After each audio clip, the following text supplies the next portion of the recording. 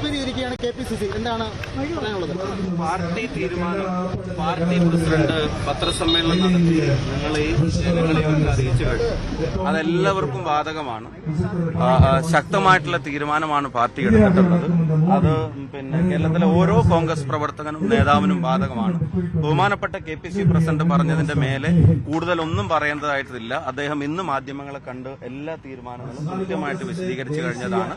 അതിൽ കൂടുതൽ ഞാൻ ഒന്നും പറയേണ്ടതായിട്ടുണ്ടെന്ന് കരുതുന്നില്ല. എങ്ങനെ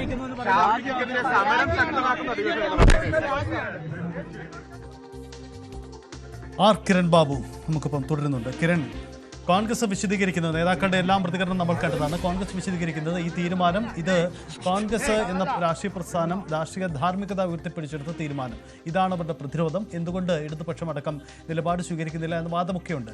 തിരുവഞ്ചൂർ രാധാകൃഷ്ണപിള്ള പോലുള്ളവർ ഇത് അവസാന നടപടിയല്ല, ഇനിയും സാധ്യതയുണ്ട് എന്ന് കരുതുന്നു. അങ്ങനെയെങ്കിൽ വീണ്ടും വെളിപ്പെടുത്തലുകളോ നീക്കങ്ങളോ, അതല്ല ഇനി പോലീസിന്റെ ഭാഗത്ത് നിന്ന് FIR രജിസ്റ്റർ ചെയ്യുന്ന പോലെയുള്ള നീക്കങ്ങളോ ഉണ്ടായാൽ അത് മുന്നിൽ കണ്ടുകൂടി ഒരു സസ്പെൻഷൻ പ്രഖ്യാപിച്ച് മുന്നോട്ട് പോകുന്നു. അങ്ങനെ ഒരു തന്ത്രപരമായ നിലപാട് കോൺഗ്രസ് സ്വീകരിക്കുന്നു. അങ്ങനെയാണോ ഇപ്പോഴത്തെ ഈ തീരുമാനത്തെ നമുക്ക് വായിച്ചെടുക്കാനാവും? സജിത്തെ, അത് ഒരു തന്ത്രപരമായ നിലപാട് തന്നെയാണ്. പക്ഷേ അതിനൊക്കെ അപ്പുറത്തേക്ക് കോൺഗ്രസിനെ ആശങ്കപ്പെടുന്ന ഘടകം ഇതൊന്നുമല്ല. കോൺഗ്രസിനെ ആശങ്കപ്പെടുത്തുന്ന ഘടകം പ്രധാനമായും ഉപതെരഞ്ഞെടുപ്പ് വരുമോ ഇല്ലയോ എന്നുള്ളത് തന്നെയാണ്.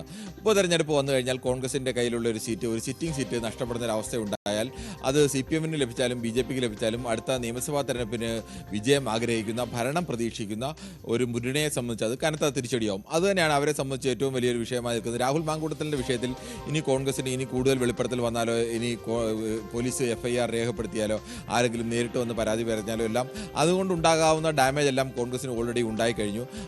അതല്ല ഇനി വിഷയം. ആ ഡാമേജ് എന്തായാലും കോൺഗ്രസിനെ സംബന്ധിച്ച് അത് സഹിച്ചു കഴിയൂ, അതിനെ അല്ലെങ്കിൽ ന്യായീകരണങ്ങൾ നൽകിയേ കഴിയൂ. അത് സ്വാഭാവികമായി ഉണ്ടാവേണ്ട ഡാമേജ് തന്നെയാണ്, അത് ഉണ്ടായിക്കഴിഞ്ഞു. ഇനി ഉണ്ടാവേണ്ടത് അതിനേക്കാളും വലിയ ഡാമേജിലേക്ക് പാർട്ടി പോകരുത്. വരുന്ന നിയമസഭാ തെരഞ്ഞെടുപ്പിനെ ഇത് ബാധിക്കരുത്. നിയമസഭാ തെരഞ്ഞെടുപ്പിലടക്കം ഈ വിഷയം വന്നു കഴിഞ്ഞാൽ സ്വാഭാവികമായും കോൺഗ്രസിന് പറയാൻ 2 നടപടികളുണ്ട്. യൂത്ത് കോൺഗ്രസിന്റെ അധ്യക്ഷ സ്ഥാനത്തു നിന്ന് മാറ്റി പാർട്ടിയുടെ പ്രാഥമിക അംഗത്തിലടക്കം സസ്പെൻഡ് ചെയ്തു. ഈ 2 ഗുരുതരമായ അല്ലെങ്കിൽ ശക്തമായ 2 നടപടികൾ സ്വീകരിച്ചു. MLA സ്ഥാനത്താണ് MLA സ്ഥാനത്ത് നിന്ന് രാജിവെക്കണമെന്നുള്ള ഒരു നീക്കത്തിലേക്ക് പോയി കഴിഞ്ഞാൽ അത് ചിലപ്പോൾ കോൺഗ്രസിനെ തൽക്കാലം പിടിച്ചു നിൽക്കാനോ അല്ലെങ്കിൽ കൂടുതൽ ധാർമ്മികത ഉയർത്തിപ്പിടിക്കാനോ കഴിയും. ഇതുവരെ ആരും അങ്ങനെ ചെയ്തിട്ടില്ല. പക്ഷേ ഞങ്ങളിത് ആദ്യമായി ഞങ്ങളുടെ MLAക്കെതിരെ ആരോപണം ഉയർന്നപ്പോൾ അങ്ങനെ ഒരു റിട്ടേൺ ആയ പരാതി ഇതുവരെ വന്നിട്ടില്ല. എന്നിട്ട് പോലും ഞങ്ങൾ അത് രാജിവെക്കാൻ തയ്യാറാവുന്നു എന്നൊക്കെ കോൺഗ്രസിന് വേണമെങ്കിൽ വാദിക്കാം. പക്ഷേ അങ്ങനെയൊക്കെ വാദിക്കാൻ നോക്കിക്കഴിഞ്ഞാൽ ഉണ്ടാകാവുന്ന ഒരു അപകടം കേന്ദ്ര തെരഞ്ഞെടുപ്പ് കമ്മീഷനെ സംബന്ധിച്ചിടത്തോളം സാധാരണഗതിയിൽ ഒരു 90 ഇതുവരെ ഉണ്ടായിരുന്ന കീഴ്വഴക്കമോ അല്ലെങ്കിൽ ഇത് രീതികളൊക്കെ പരിശോധിച്ച് കഴിഞ്ഞാൽ 6 മാസമൊക്കെയാണ് ഒരു MLAക്ക് അവസരം കിട്ടുന്നതെങ്കിൽ ആ സമയത്ത് ഉപതെരഞ്ഞെടുപ്പ് നടത്തുന്ന രീതി സാധാരണഗതിയിലില്ല. പക്ഷേ നടത്തില്ല എന്ന് ഉറപ്പിച്ച് പറയാൻ കഴിയില്ല. കാരണം 6 മാസം കാലാവധി ഉണ്ടെങ്കിൽ ഉപതെരഞ്ഞെടുപ്പ് നടത്താനുള്ള സാങ്കേതികമായി അതിനുള്ള സാധ്യതയുണ്ട്. അങ്ങനെ ഒരു സാധ്യത BJP വളരെ കൃത്യമായി തന്നെ ഉപയോഗിച്ച് കഴിഞ്ഞാൽ കേന്ദ്ര തെരഞ്ഞെടുപ്പ് കമ്മീഷന്റെ തീരുമാനങ്ങളൊക്കെ ആശ്രയിച്ച് കഴിഞ്ഞാൽ കേന്ദ്ര സർക്കാരിൻ്റെ തീരുമാനങ്ങളുമായൊക്കെ ബന്ധപ്പെട്ട് നിൽക്കുന്ന തന്നെയാണ്. അതിനിപ്പോൾ എങ്ങനെ പറഞ്ഞാലും BJP അങ്ങനെ ഒരു രാഷ്ട്രീയ തീരുമാനമെടുത്താൽ അത് തെരഞ്ഞെടുപ്പ് കമ്മീഷൻ നടപ്പാക്കും എന്ന് തന്നെ നമുക്ക് പറയേണ്ടി വരും. അത്തരം തെരഞ്ഞെടുപ്പ് കമ്മീഷന്റെ സമീപകാല പ്രവർത്തനങ്ങളും ഒക്കെ പരിശോധിച്ച് കഴിഞ്ഞാൽ അത്തരം ഒരു സാധ്യത BJP ഉപയോഗിച്ചു കഴിഞ്ഞാൽ സ്വാഭാവികമായും ഇവിടെ വെട്ടിലാവുന്നത് കോൺഗ്രസ് ആയിരിക്കും. CPMനെ സംബന്ധിച്ച് ഇനി പരാജയപ്പെട്ടാലും വിജയിച്ചാലും എല്ലാം CPMനെ സംബന്ധിച്ച് അതൊരു തിരിച്ചടിയല്ല. അവിടെ ഇനി മത്സരിച്ച് പരാജയപ്പെടുന്നതിന് കരുതുക. അങ്ങനെയാണെങ്കിൽ പോലും സിറ്റിംഗ് സീറ്റ് വീണ്ടും കോൺഗ്രസ് നിലനിർത്തി എന്നതിനപ്പുറത്തേക്ക് വരുന്നില്ല. BJPയെ സംബന്ധിച്ച് അങ്ങനെയല്ല. BJPക്ക് വലിയ സാധ്യതയുള്ളൊരു മണ്ഡലമാണ് പാലക്കാട് എന്ന് പറയുന്നത്. അവിടെ BJP കോൺസെൻട്രേറ്റ് ചെയ്ത് പ്രവർത്തിക്കുകയും അവിടെ നല്ലൊരു കോൺഗ്രസ് സ്ഥാനാർത്ഥി ഇല്ലെങ്കിൽ BJP വോട്ടുകൾ കൂടി BJPക്ക് പോകാൻ സാധ്യതയുള്ള വോട്ടുകൾ കൂടി ശേഖരിക്കാൻ കഴിയുന്ന ഒരു കോൺഗ്രസ് സ്ഥാനാർത്ഥി ഇല്ല എന്നുണ്ടെങ്കിൽ സ്വാഭാവികമായും ചിലപ്പോൾ കോൺഗ്രസിന് തിരിച്ചടി ഉണ്ടാവാം. അങ്ങനെ ഏതെങ്കിലും തരത്തിൽ സംഭവിച്ചു കഴിഞ്ഞാൽ BJPക്ക് കോൺഗ്രസിൻ്റെ ഒരു സിറ്റിംഗ് സീറ്റ് BJPക്ക് ലഭിക്കുന്ന ഒരു അവസ്ഥ ഉണ്ടായാൽ അത് വരുന്ന നിയമസഭാ തെരഞ്ഞെടുപ്പിൽ ന്യൂനപക്ഷങ്ങളുടെ ഇടയിലൊക്കെ വലിയ തിരിച്ചടിയാവും കോൺഗ്രസിനെ സംബന്ധിച്ചുണ്ടാവുക. കോൺഗ്രസിന് ഇപ്പോൾ ഉണ്ടായിരുന്ന ഒരു എഡ്ജ് അല്ലെങ്കിൽ ഞങ്ങൾ വിജയിച്ച് നിൽക്കുകയാണ് എന്നൊരു എഡ്ജ് കോൺഗ്രസ് ഉണ്ടെങ്കിൽ ആ നിലമ്പൂർ ഉപതെരഞ്ഞെടുപ്പിൻ്റെ പശ്ചാത്തലത്തിലൊക്കെ കോൺഗ്രസ് ഉണ്ടായ ഒരു എഡ്ജ് അത് പൂർണ്ണമായും നഷ്ടപ്പെട്ടു പോവുകയും കോൺഗ്രസ് പ്രതിരോധത്തിലാവുകയും ചെയ്യും. അത്തരം ഒരു അവസ്ഥയിലേക്ക് പോകാൻ കോൺഗ്രസ് ഒരു കാരണവശാലും ആഗ്രഹിക്കുന്നില്ല. അതുകൊണ്ട് തന്നെ വളരെ തന്ത്രപരമായ നിലപാട് തന്നെയാണ് സ്വീകരിച്ചിരിക്കുന്നത് കോൺഗ്രസ്.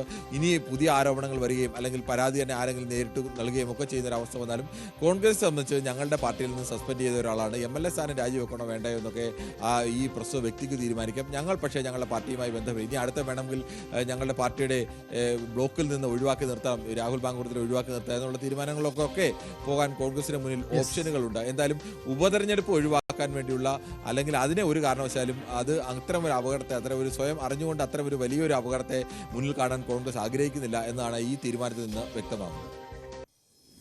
യെസ്, അതാണ് സാഹചര്യം. എന്തായാലും കോൺഗ്രസ് ഈ വിഷയത്തിൽ തന്ത്രപരമായ നിലപാടെടുത്ത് തന്നെയാണ് മുന്നോട്ട് പോകുന്നത്. ഉപതെരഞ്ഞെടുപ്പ് തന്നെയാണ് കോൺഗ്രസിനെ ഭയപ്പെടുന്നത്.